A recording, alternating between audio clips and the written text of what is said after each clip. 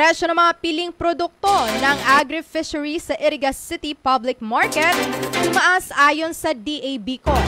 Para sa buong ulat, pakinggan natin ang report ni Sibiswa Calabanga intern Janine Ortiz.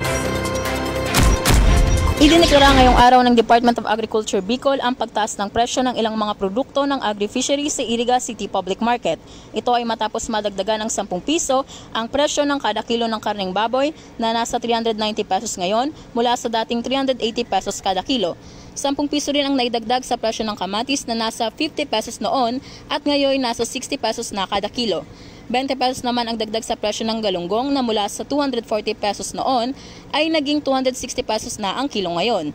Gayon din ang repolyo na nasa 100 pesos noon ay naging 120 pesos na per kilo ngayon. Samantala kung may pagtaas sa ibang produkto ay bumaba naman ang presyo ng gulay na ampalaya na mula sa 100 pesos ay 80 pesos na lamang ang per kilo ngayon. Wala namang naitalang pagbabago sa presyo ng tilapia na nasa 180 pesos per kilo pa rin, habang hindi rin gumalaw ang presyo ng buong manok mula sa 220 pesos na per kilo nito.